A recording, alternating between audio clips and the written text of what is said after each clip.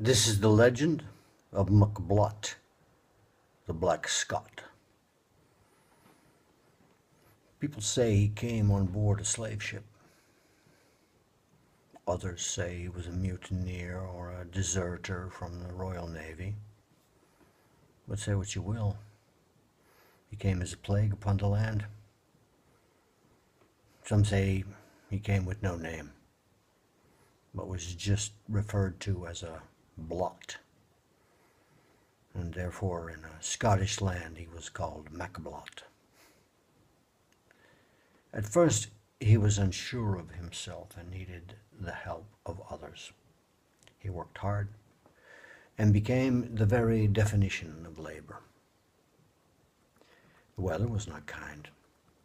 Summers were hot and humid, and winters were cruel and cold, for he lived in a shack, where he lived as closely with her as he did from whence he had come, among the fields in which he toiled.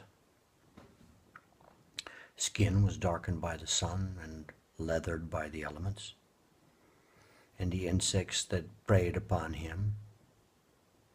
He worked all days, and when the sun went down one could hear him singing and playing his music that echoed among the forests that lined the fields that had escaped the butcher's axe. McBlott worked like none among them, bowing to their whips and chains that society had placed upon him. "Nah, you're not one of us," the old folks said, and they were right. They had forgotten that they were once among the natives of their strange land. They, too, were cruel and greedy, which led them to take what they wanted and ask not. The people had no concept of ownership, for there was enough for all, and if a dispute arose among them, there were councils and even wars to settle accounts, for it had been said that no one could own the land, nor the sky, nor the water. But soon they came to claim it, all for the work they had done, bringing ways with them to change the water to the power, and even winds into lightning. The lands were cleared to plant crops, and they were gathered and sold to others far, far away. They sold much to lands in the north and even across the big water, and brought others to work for them, as they were fair and withered in the heat that made the land so plentiful. They dug holes in their mother and burnt her entrails to forge weapons and plowshares and other strange machines by which they kept their possession of the land. As for McBlott, the sweetness of his labor pleased him. His life was more comfortable physically there than in the lowlands from which he came, where the animals were his friends, and for whose souls he prayed before he took them to keep for himself. He knew the same had been for people before him, who blamed the aggressor nations on themselves for not having asked the soul of the tree to take her before they fashioned a canoe out of her body, upon which they would ride to catch citizens of the waters, to suffocate and eat.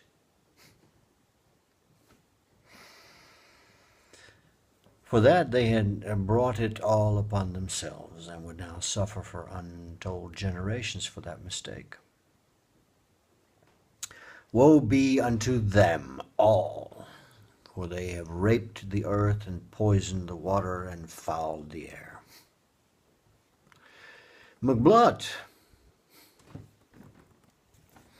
deserved his name by keeping tradition alive.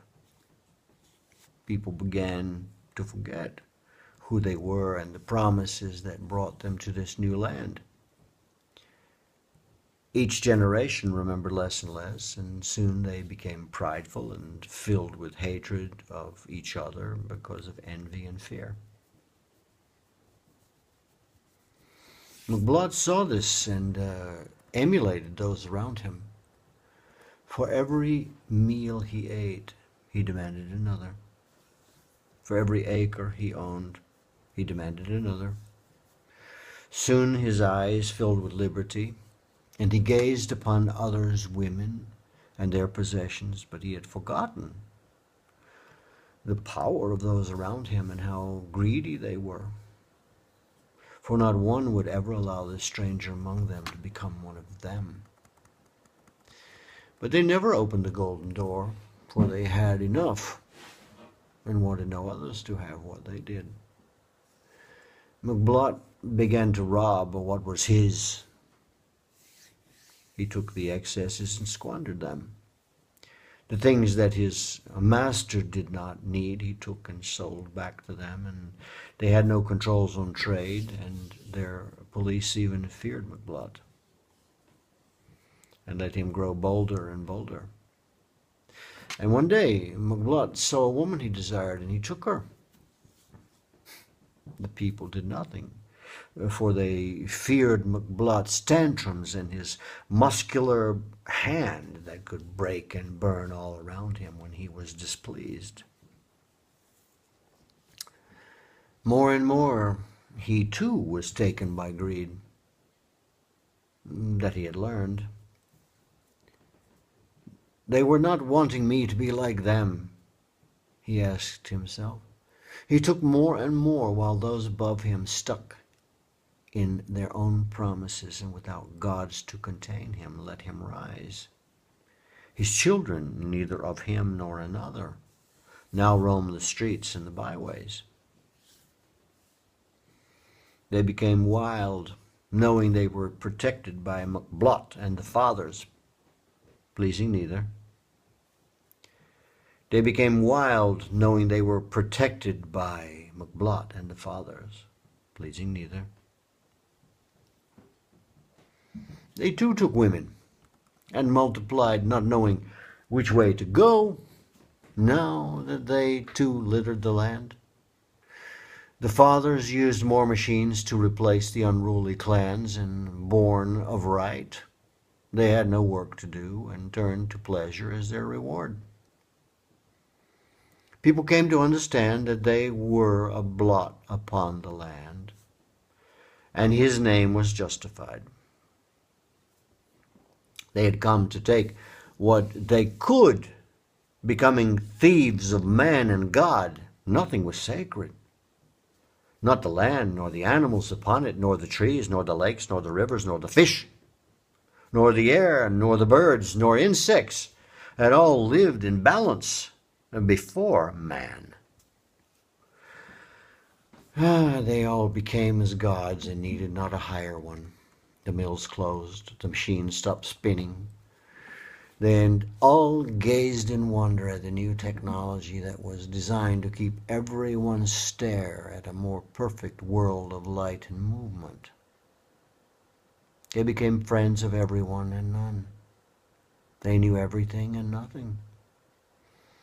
They took what was given them and demanded more. They forgot about the weather and how to live in it. They knew only wheels and cool air and the efforts of others that, like magic, appeared on their tables. They forgot to be men and women and the lessons that it taught.